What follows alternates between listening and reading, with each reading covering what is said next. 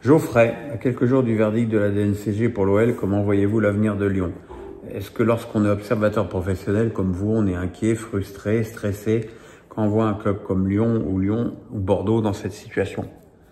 Oui, c'est sûr que pour des gens de ma génération, voir Bordeaux disparaître du football professionnel, c'est un choc. Voir Lyon risquer de suivre le même chemin, c'est un choc aussi.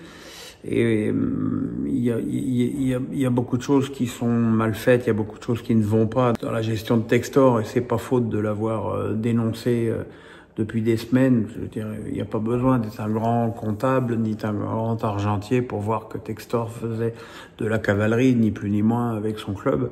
Et aujourd'hui, on se retrouve avec une situation financière très compliquée, avec beaucoup d'argent à réinjecter, la menace d'une amende de l'UEFA, c'est-à-dire que s'il faut payer 50 millions pour participer à l'Europa League, qui n'en rapportera jamais 50 millions, c'est presque un débat. Oui, il y a de quoi être très inquiet. J'avoue que j'ai aucun élément qui me permette de dire ce que va décider la commission d'appel de la DNCG jeudi.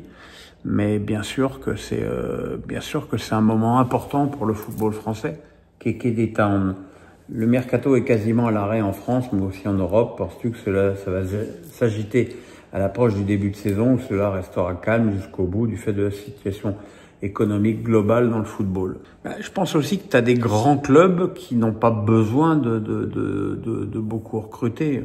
Au PSG et au Barça, qui n'ont pas besoin d'avoir beaucoup de renforts. Voilà, donc effectivement, bon, au niveau français, on sait que la situation financière catastrophique du football français va faire que le recrutement va être très limité et très raisonnable. Et c'est un petit peu la même chose au niveau européen. Les clubs maintenant se méfient. Je pense que ce qui est très très important maintenant, c'est d'être européen, puisque les droits télé des clubs européens sont infiniment supérieurs aux droits télé domestiques. Fred Lichtel. N'étant pas abonné au Racing, je me réjouissais de la fin des travaux du stade pour espérer avoir plus souvent des places. Quelle déception de découvrir qu'une grande partie des places sont VIP, donc pas accessibles pour nous, simples supporters. Dommage. Ah oui, dommage, mais c'est pas tout le stade qui a été refait et agrandi, c'est surtout la tribune principale. Et il faut se souvenir que depuis le retour du Racing en Ligue 1, il y avait des listes d'attente pour avoir des loges, des listes d'attente pour avoir des places dans les salons, des listes d'attente pour avoir des places VIP, et il est évident que ça manquait terriblement de places. Et il faut bien voir que ces places VIP et ces loges et tout sont génératrices de revenus beaucoup plus que, je veux dire, 12 places en loge, ça rapporte 50 fois plus que 12 places de supporters. Alors on peut le regretter quand on fait du foot à papa ou quand on fait du foot social. À un moment donné, les clubs, surtout avec cette période de baisse terrible des droits télé, ils ont besoin de générer des nouvelles ressources et ils ont besoin de cette tribune VIP. Après, il y a d'autres travaux, d'autres tribunes qui vont être un petit peu agrandies. Je pense que c'est un choix vital pour un club de la dimension de Strasbourg d'avoir une vraie tribune VIP, ce qui n'était pas le cas jusqu'à présent. Fred Lichtel encore. Michel Kwang est devenue lundi 30 juin la présidente de l'OL à la place de John Textor. Elle l'était déjà dans le groupe OL. Donc au final, qu'est-ce que cela change face à la DNCG? J'imagine en effet que la DNCG s'intéresse aux chiffres et pas au nom du président. Ouais, mais je pense que la DNCG a voulu aussi stigmatiser la mauvaise volonté, voire l'incompétence de John Textor, et qu'avec Michel Kwang, on a peut-être quelqu'un qui va faire une gestion beaucoup plus au rasoir. De toute façon, c'est clairement la direction qu'elle semble vouloir prendre, avec des économies extraordinairement importantes et une réduction de la masse salariale très conséquente annoncée. Donc c'est là où on va voir si elle va réussir à convaincre la commission d'appel de la DNCG, ce qui n'est pas évident. Fred Lichtel, comment jugez-vous le retour des grands noms comme Giroud, Pogba en Ligue 1, mais qui sont anciens? Et c'est un bon signe pour les Ligue 1. Cela la rend-elle plus attractive, ou au contraire c'est le signe de moins de compétitivité? C'est difficile de répondre en ce moment à cette question. C'est vrai que les noms sont ronflants, les noms font rêver. Après, le parcours des deux joueurs sur ces 2 dernières saisons, il est effectivement moins reluisant et c'est un petit peu sujet à des questions, à des interrogations, voire à des craintes. Moi, je le cache pas, je suis globalement assez peu optimiste, que ce soit pour Giroud ou pour Pogba. Maintenant, faut voir ce que ça va donner. Faut voir quand ils seront sur le terrain. Alors Pogba, c'est pas annoncé avant novembre, donc vous vous rendez compte, le championnat sera déjà commencé depuis quasiment 4 mois. Donc j'ai l'impression que après l'engouement médiatique, les scènes d'émotion, les photos avec le maillot, la réalité, elle a vite rattrapé le cas Pogba, c'est-à-dire que le mec, il va pas pouvoir arquer avant 4 mois et on sait pas dans quel état il sera et oui, très honnêtement, je suis pessimiste. Alex Penon, alors qu'on parle beaucoup de Dembélé et de son duel à distance avec Yamal, ne trouves-tu pas que l'on ne met pas suffisamment en avant la saison stratosphérique réalisée par Hakimi, que ce soit physiquement, offensivement et même défensivement, je le trouve impressionnant. Tout le monde ne parle que d'Hakimi, tout le monde loue et félicite le rendement absolument invraisemblable, voire même inhumain d'Hakimi cette saison. Quand tu me parles de duel à distance, tu me parles avec beaucoup de malice d'ailleurs, semble noter de ce putain de ballon d'or. Et effectivement, tu t'aperçois que quand tu as un PSG qui fait une saison extraordinaire comme cette saison, il y a évidemment pas qu'un joueur qui brille au firmament du football européen. Là, il y a Dembélé, il y a Hakimi, il y a Vitinha, il y a peut-être même Neves. Il est évident que l'abondance de biens dans la lutte au Ballon d'Or, elle va peut-être nuire à Dembélé parce que il y a des points que Dembélé aurait dû avoir qui vont aller vers Hakimi.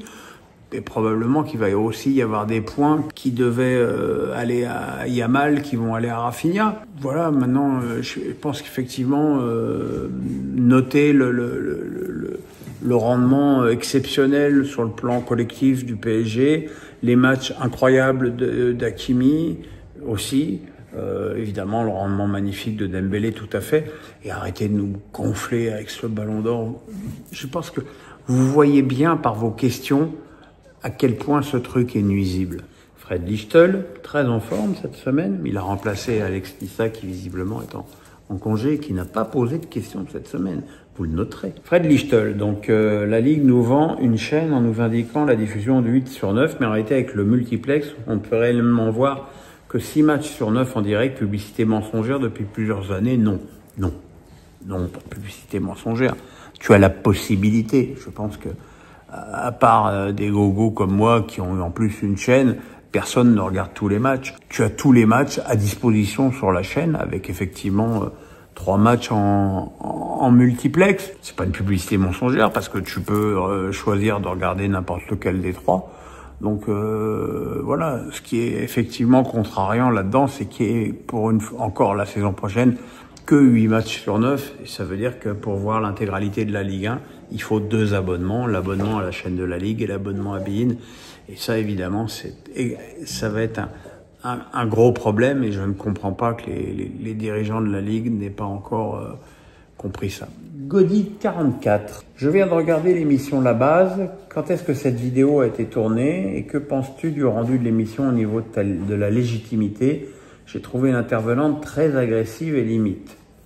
La Base, je l'ai tournée mercredi après-midi parce que voilà, j'aime beaucoup Sacha Elbaz. Je trouve que c'est un jeune mec de télé prometteur. Je trouvais qu'il était bien dans l'humour avec Hanouna et j'avais effectivement envie de voir comment il se comportait en termes d'intervieweur. J'ai trouvé qu'il lâchait pas le morceau. J'ai trouvé que ses questions étaient bonnes avec ce qu'il fallait d'agressivité. Donc non, j'étais pas du tout. J'étais content. D'abord parce que des interviews, j'en fais plus tant que ça depuis quelque temps. Quant à la présence de, je sais plus comment elle s'appelait, Sarah ou Rachel, je ne sais plus. Oui, j'étais prévenu qu'il y avait une féministe qui allait avoir en face de moi. Donc j'ai pas été surpris ni de son ton, ni du contenu de ses déclarations. Ce que je regrette, c'est qu'elle ait beaucoup parlé de moi sans quasiment jamais m'avoir vu à la télé. Par exemple, elle n'avait jamais vu un 19h30 PM où je faisais un talk show avec que des femmes. Donc ça, je trouve ça un petit peu regrettable. Après, bon, je me suis pas laissé faire. Voilà, c'était un moment, je dirais, correct. Yvous, ça me fait un pincement de voir l'histoire PSG-Mbappé se terminer en autre boudin. De même, ça aurait eu de la gueule à Mbappé qui débarque à Madrid avec déjà une ULDC avec le PSG. Il serait arrivé en force tout en ayant quitté Paris au top. À qui la faute de ce divorce? Moi, je pense sincèrement que Mbappé a fait 2 ans de trop au PSG, qu'il était capital, alors dans des proportions que je ne m'explique pas d'ailleurs, mais il était capital pour les Qataris que Mbappé soit sous les couleurs du PSG au moment où la Coupe du Monde avait lieu au Qatar. Alors peut-être qu'ils avaient anticipé qu'ils auraient le vainqueur, le meilleur joueur et le meilleur buteur de la Coupe du Monde sous leurs couleurs. Voilà, auquel cas, ils sont quand même extrêmement visionnaires. Oui, je pense qu'il a fait 2 ans de trop et que voilà, 7 ans dans un club aujourd'hui, c'est très long. Surtout quand il y est arrivé à 18 ans. Ça s'est très mal fini et ça se termine encore plus mal puisque il y a pas mal d'actions en justice intentées par Mbappé contre le PSG, qui réclame ce qu'on lui doit, ce qui me paraît logique, et qui porte plainte pour harcèlement moral, ce qui ne me surprend pas non plus. Moi, ce que je regrette, c'est surtout le Final 8, du Covid avec la finale perdue contre le Bayern, parce qu'il était... faut quand même se souvenir que juste avant ce Final 8, il s'est fait fracasser la cheville en finale de la Coupe par Perrin. Il n'était pas vraiment en état de frapper correctement le ballon, comme on l'a vu sur l'action, l'énorme occasion qu'il a contre Neuer. Il n'a pas de force dans le pied. Et voilà, c'est vrai qu'il aurait pu gagner une Coupe d'Europe. Maintenant, voilà, il a quand même fait, sur le plan individuel, une très bonne saison avec le Real. Il est dans le club de ses rêves. Voilà, maintenant, il y a un match contre Paris. C'est des choses qui arrivent. Hein.